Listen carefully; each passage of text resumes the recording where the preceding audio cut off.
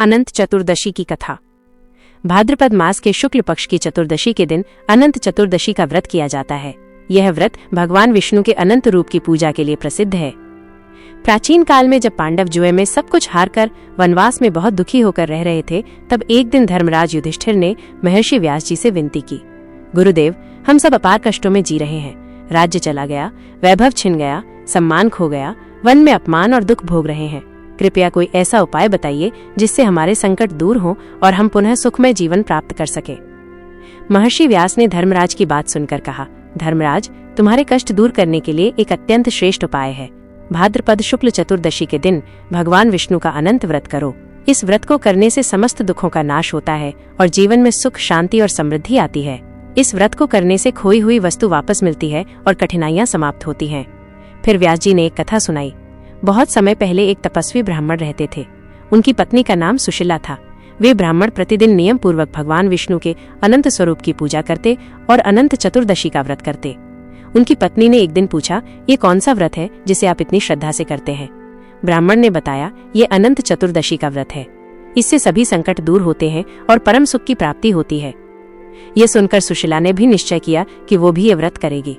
उसने स्नान कर भगवान विष्णु की पूजा की, चौकोर आसन पर भगवान का स्थान बनाया, दीप, धूप और पुष्प अर्पित किए और फिर पीले या लाल धागे का 14 गांठों वाला सूत्र भगवान को अर्पित कर अपने हाथ में बांधा। उसके बाद से उनके जीवन में अद्भुत परिवर्तन आया। उनके घर में धन, सुख और शांति का प्रवाह होने लगा और सभी संकट दूर हो गए। महर्षि व्यास ने कहा, धर्मराज, इस व्रत का एक और महत्व है। इस दिन 14 गांठों वाला धागा, जिसे अनंत सूत्र कहते हैं, भगवान को अर्पित करना चाहिए और फिर पुरुष अपने दाहिने हाथ में तथा स्त्रियां अपने बाएं हाथ में बांधे। यह सूत्र भगवान विष्णु के 14 लोकों का प्रतीक है। इसे बांधने से 14 वर्षों तक सुख, शांति और भगवान की कृपा बनी रहती है और फिर इसे नित्य नवीनीकरण करना चाहिए। युधिष्ठिर ने व्यास जी की आज्ञा मानकर पूरे विधि विधान से अनंत चतुर्दशी का व्रत किया। उन्होंने भगवान की पूजा की, अनंत सूत्र बांधा और ब्राह्मणों को भोजन एवं दान दिया। इस व्रत के प्रभाव से पांडवों के संकट धीरे धीरे समाप्त हो गए। उनका वनवास सुखपूर्वक बीता और अंततः उन्हें अपना खोया हुआ राज्य पुनः प्राप्त हुआ। कथा में ये भी वर्णन आता है कि भगवान विष्णु स्वयं अनंत रूप में इस दिन पूजित होते हैं। वे कहते हैं कि जो मनुष्य श्रद्धा और विश्वास से अनंत चतुर्दशी का व्रत करेगा, उसके जीवन से दरिद्रता दूर होगी, घर में सुख समृद्धि का वास होगा और अंत में उसे मोक्ष की प्राप्ति होगी। कहते हैं कि अनंत चतुर्दशी का व्रत केवल पांडवों ने ही नहीं किया था, बल्कि पूर्व काल में असंख्य लोगों ने इसे करके अपने जीवन में चमत्कारी परिवर्तन देखा।